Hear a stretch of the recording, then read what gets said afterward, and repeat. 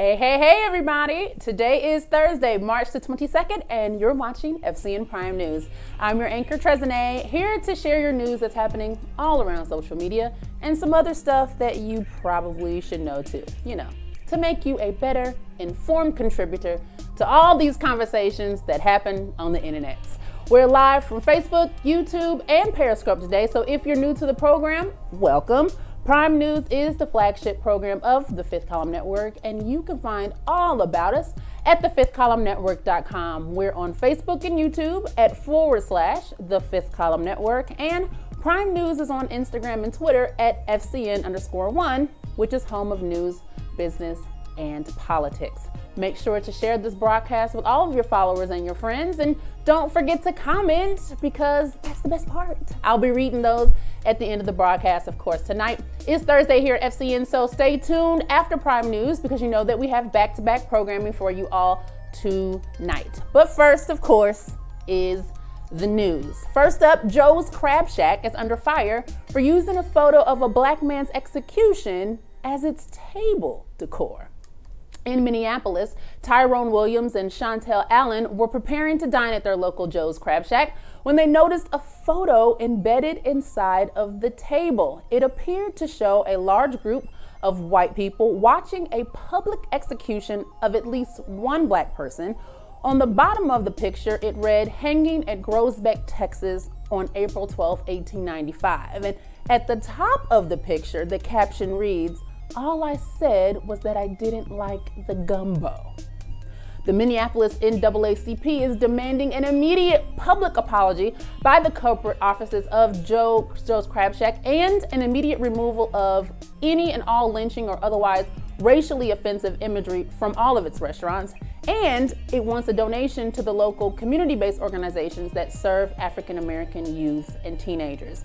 David Catalano, COO of Joe's Crab Shack parent company, said the image was immediately removed and that the company understands that the photo used at the local restaurant was offensive. But don't hold your breath any longer for any real apology that understands the true gravity of this incident, because it hasn't come and probably won't. In other news, a 47-year-old Minnesota man accused of urinating in his co-worker's beverage on multiple occasions now faces charges. Conrado Cruz Perez was feeling one of his co-workers and apparently super pressed on getting his shot with her. And according to court documents, the 42-year-old woman called police in October saying that Perez at the restaurant where she worked was harassing her. The woman told investigators she started noticing a foul flavor in her water bottle after she told Perez she only wanted to remain friends. Since that day, she said that she detected the urine taste roughly 15 times in her water. She said that for several months, the water she kept in a bottle at work had tasted like urine. At least 15 times over several months.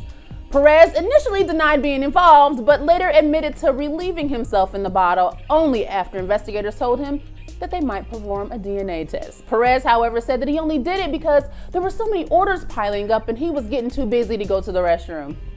He said that he was going to dispose of the bottle, but he forgot. Hey man, if you got the balls to pee in someone's water bottle, at least have the balls to admit that ish when it all goes down. If not, just take a woman's no as her personal decision and keep it pushing. Perez has been charged with 2 counts of adulterating a substance with bodily fluids, a count I didn't even know existed. In other news, do you all remember the story of DeAndre Harris, the black Charlottesville, Virginia resident who was brutally beaten and severely wounded by white supremacists last August in a parking garage attack during the Unite the Right rally? Well, despite the fact that Harris was one who was viciously attacked and left with a broken wrist and staples in his head, among other injuries, Harris is the one who faced trial that started last Friday after being charged with misdemeanor assault following his own beating. Harris had also faced felony charges as a result of the attack, but back in December, those charges were indeed dropped. Local residents have called for the local prosecutor's office to drop the misdemeanor charges against Harris, saying, and there were also 2 other black men, Corey Long and Donald Blackney, who were also being charged with committing crimes while defending themselves from white supremacists. The lead prosecutor, however, has refused to drop the charges against them. The community, including Black Lives Matter Charlottesville, including Congregate Charlottesville, as well as other organizations, showed up for the Racial Justice Charlottesville and other groups. They came together before the trial to attend a vigil in support of the three men and demand justice on their behalf. Despite all of this, there is good news. Harris has been acquitted of all wrongdoing. The Charlottesville General District Court Judge Robert Downer Jr. found that Harris, age 20, he found him not guilty. Had Harris actually been convicted, he would have faced up to 12 months in jail, along with a $2,500 fine for allegedly striking Harold Cruz, who was a North Carolina attorney and state chairman of the League of the South, as the Washington Post has reported. However, Judge Downer declared that Harris did not intend to strike Cruz and only swung a flashlight at him because he believed that Cruz was hitting his friend with a flagpole. I'm glad someone in this entire case had some darned sense. For the past 3 weeks, bombings in Austin have had folks shook, and now the prime suspect in those bombings has killed himself as cops were on his tail to arrest him. Police have identified Mark Anthony Condit, who is age 23, as the suspected Austin bomber who terrorized the city for weeks, leaving 2 Black people dead and several injured as the result of 4 separate bombing attacks. He blew himself up in his car as police closed in on him. Writings believed to come from Condit show him to have been a conservative who had anti-gay views. Mark Condit recorded a 25-minute confession before killing himself, but none of the evidence that investigators have gathered has yet given police many clues as to what motivated him. In his confession, Condit described the components of the 7 bombs that he built, including, authorities believe, the one he used to kill himself, and detailed the differences among the bombs that he made. But the video itself failed to shed any light on the possible motive. He did not make any references to suggesting involvement in terror groups or that the bombings were hate crimes. Nevertheless, his target list was found. Authorities have already visited each and every one of those addresses and the residents and have cleared them for any suspicious packages. The police have not released, though, any information about where those addresses are or who lives at those addresses, and certainly hasn't told us what the race of those residents are. Black. In Twitter news, the hashtag #UOKSis hashtag created by a Black woman got hijacked by white women to promote a concert. For those unfamiliar, the phrase #UOKSis is a simple and effective way to safely curb street harassment. It was created by activist and author Feminista Jones, but over the weekend, a Pennsylvania venue tweeted out the hashtag on a flyer featuring 5 non-Black women.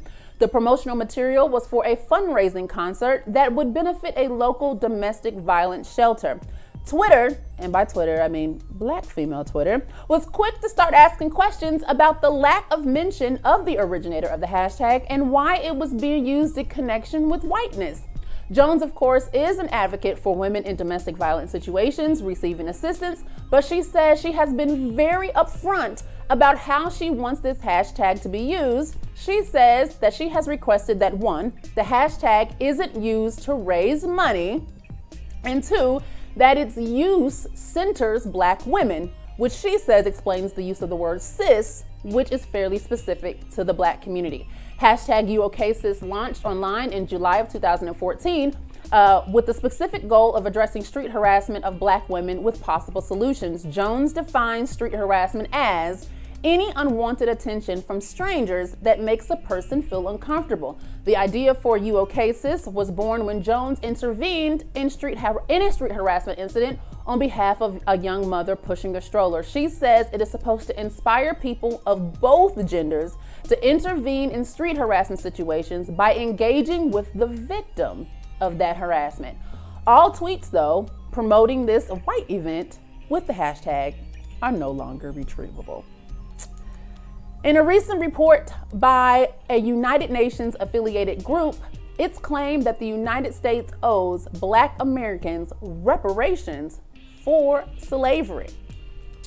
The United Nations Working Group of Experts on People of African Descent, yes, that is the name of the group, to the U.S., it's issued a report saying that it has not confronted, the United States has not confronted its legacy of racial terrorism and said that compensation is necessary to combat the disadvantages caused by 245 years of legally allowing the sale of people based on the color of their skin. The report, which is non-binding, specified that reparations can come in a variety of ways, including educational opportunities, psychological rehabilitation, debt cancellation, heck yeah, and formal apologies. This recommendation was part of a study by the United Nations Working Group of Experts on People of African Descent. This group reports to the International Organization's High Commissioner on Human Rights. They provided their findings to the United Nations Human Rights Council this past Monday, and they found that present injustices found around the country are linked to the darkest chapters in the United States history. The UN report also linked past injustices to recent police killings of Black men that have sparked protests all across the United States. They said in the report, and I quote, "Contemporary police killings and the trauma that they create are reminiscent of the past racial terror of lynching," unquote. Some institutions have started to take these steps. Georgetown University announced earlier this month that it would start offering free tuition for descendants of the 272 slaves that it sold in 1838 to help pay the university's debts. Get y'all family tree calculators and all that together, okay? For those who don't know, the United States had a reparations plan after the Civil War that stated freed families would be granted 40 acres and a mule from the Union Army, but that plan, proposed by General William T. Sherman after meetings with Black community leaders in Savannah, Georgia, was reversed by President Andrew Johnson, and the land was returned to plantation owners. In Washington, D.C., a White House staffer reportedly left encrypted email, password, and his username at a bus stop. Ryan McAvoy left his Proton Mail passwords and email address on a piece of White House stationery at a bus stop near the White House. Someone reportedly found the piece of paper and turned it over to a media outlet, which said that it confirmed its authenticity. The aide, who works as a staff assistant in the White House, did not return any request for comment. Proton Mail is an end-to-end encryption email service that is frequently used by public figures in politics, journalists, and others who often deal with sensitive information. I don't know about y'all, but this seems straight out of an episode of Shonda Land's Scandal, doesn't it? Like it was left on purpose to give out important information to the press, like some damning evidence on collusion with the Russians. Speaking of the White House, it is proving that when it comes to drugs destroying white communities, there are no limits to what it's willing to do to stop the threat, including death. To the dealers, though, of course, not the users.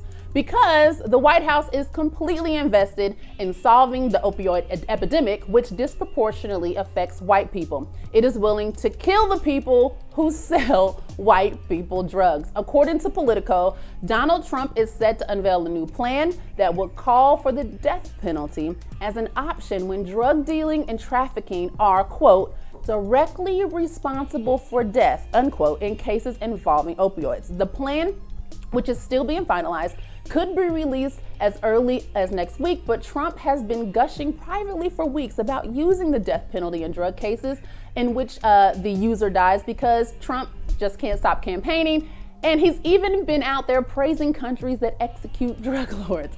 Politico notes that Trump's plan is expected to include recommendations from his opioid commission and is a mixture of increased law enforcement measures and increased prevention and treatment, among other efforts. Remember when crack was killing the inner city and the penal laws came after on the users hard? Yeah. In other news, speaking of opioid addictions, meet this 91-year-old practicing physician who's a granddaughter of a slave and one of the first doctors to treat Black women with opioid addiction. Her name is Dr. Melissa Freeman, and she has been practicing for 55 years. She was the first doctor who treated female patients with heroin addiction through methadone program in a hospital in Manhattan through internal medicine and via her private practice, which is in Harlem.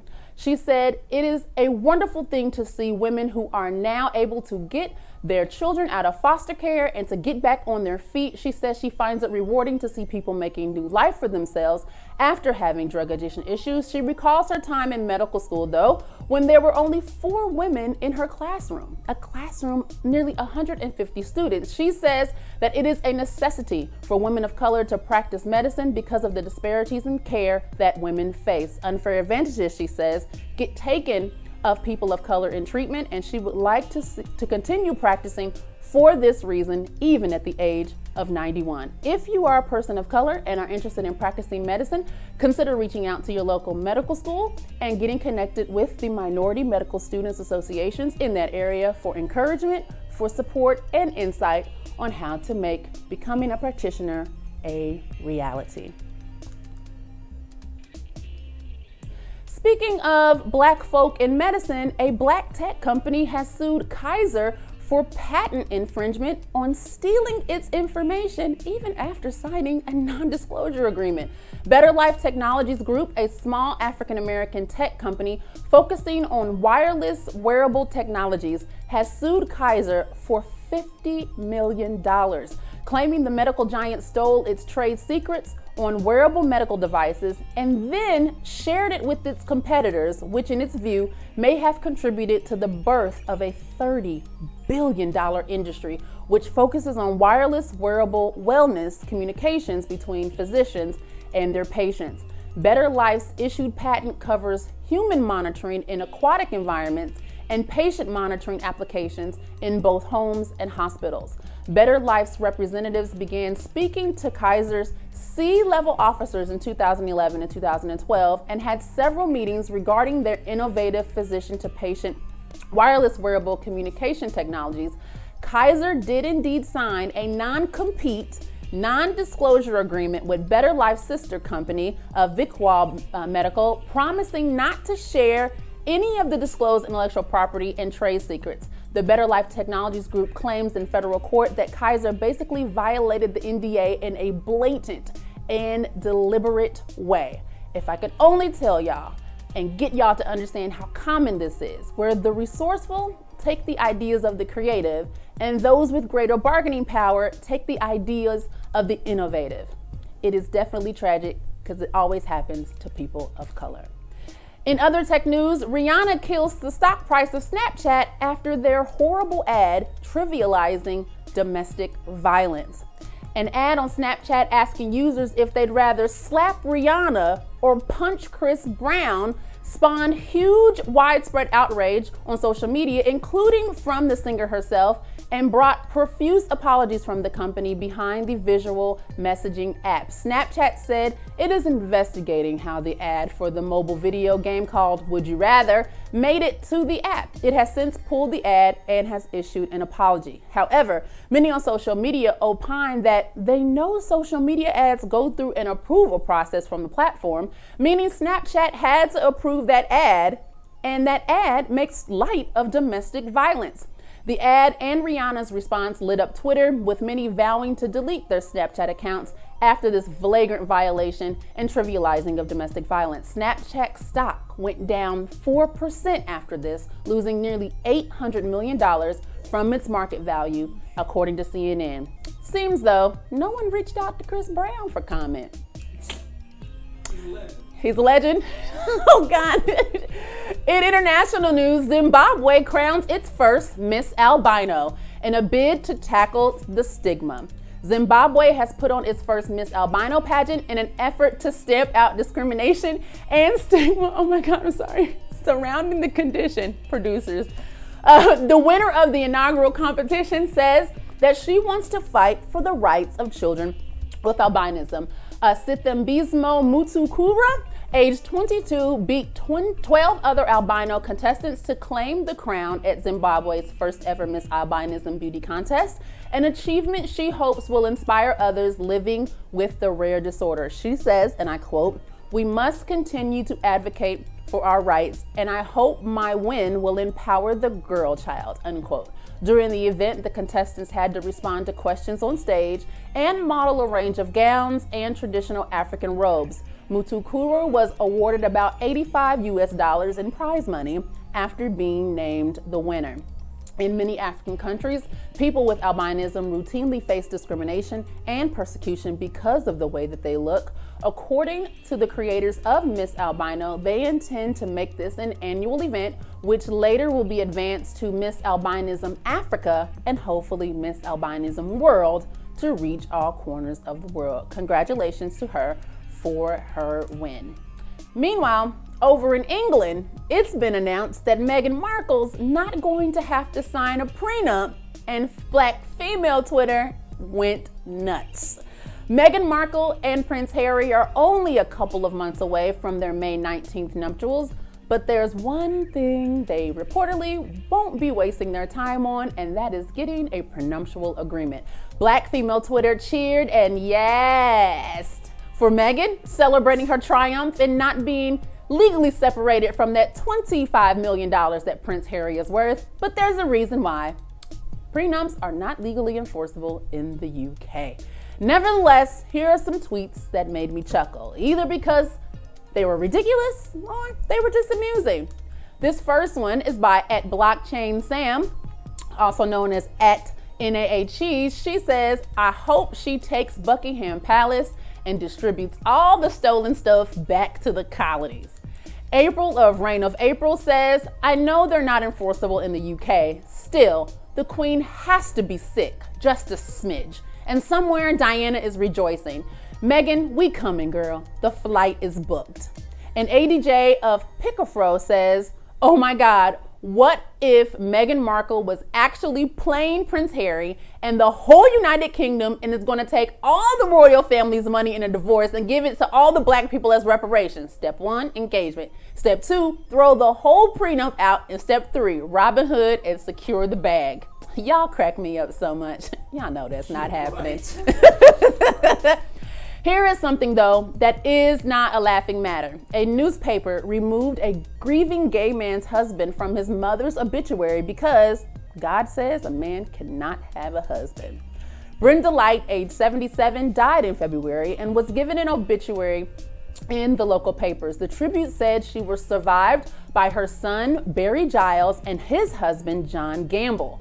Mr. Gamble's name, though, was edited out of the version in a local paper called the Olton Enterprise. The publisher said it was because the Bible said two men cannot get married.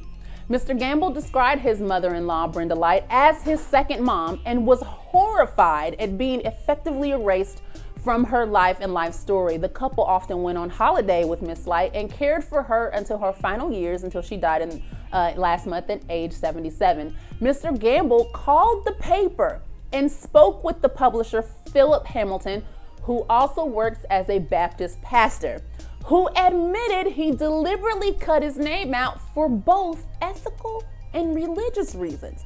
The publisher said, and I quote, "It is my religious conviction that a male cannot have a husband. It is also my belief that to publish anything contrary to God's word on this issue will be to publish something in the newspaper that is not true," unquote. Mr. Giles said he was shocked and said that he is pursuing his legal options, but experts believe that the paper did not break any laws. And in my final story for tonight, Chadwick Boseman will be hosting SNL on the weekend of April the 7th. The King of Wakanda is headed for New York City to guest star on an upcoming episode of Saturday Night Live. The news came courtesy of Boseman's personal Twitter account, where he announced a guest appearance on the late night variety series on the April 7th episode, accompanied by the shout out, "See you soon, #SNL. I don't know how this is going to work, considering he couldn't even carry a movie of which he was the lead character. In addition to having to watch Chadwick be on the screen for an hour without any real charisma, Cardi B will be the musical guest of that episode. I guess there's probably a joke here, but I don't know how to write jokes. If you got one, share it. I'll repeat it on the broadcast another day. But there's our news for today on this Thursday. Let's see if we have any comments here. Let's see, we have a few. can you copyright a hashtag? Okay, so here's the deal with that. You can't copyright a hashtag. You can trademark a hashtag in the sense that you're actually using it to denote the source of some product or service that you're providing. So there's a whole bunch of people out here who are saying, well, I'm the creator of this hashtag. And the thing is, okay, that's fine. People can use it unless you have used it to show that you own some type of service or product. And so I think in the case of a lot of these people who get mad, you know, the UO cases or the Oscars so white and yada, yada, yada, if you aren't actually providing some service or product through it, ain't no real protection. And so I think Black Twitter just, they really have this thing about being creators. You know what I'm saying? And like they just, well, you should just respect the creator, respect the creator. And I'd be like, y'all need to figure out that y'all in a system of whiteness, and whiteness has a system of laws, and you need to know those laws that go around creation. I'm sorry, titles are never given copyright protection. That's why movies and books, you could repeat a title and no one cares, because titles are not protected under any intellectual property law. So for all of y'all out there who are originators and creators on these Twitters that are all free, where people are coming to mine your creativity, you better figure out how to use your hashtag on something to denote a source of a service or a product. Okay, let's see. Chadwick and Cardi, count me out. Like, it's like, I haven't watched Old Boys yet. What is his name? Sterling K. Brown. Yeah, I haven't watched that. I probably should, but I'm not gonna lie. I'm gonna watch Chadwick just so that I could talk about how bad it is, because I know it's gonna be bad. Beyond him being on Black Panther, he did like interviews on late night TV before, you know, when Black Panther promos were first starting coming out. And I was watching him in these interviews, and it was hard to watch. Like, he just was not engaging. There was no life. Like, it was horrible. And I do not want to see that.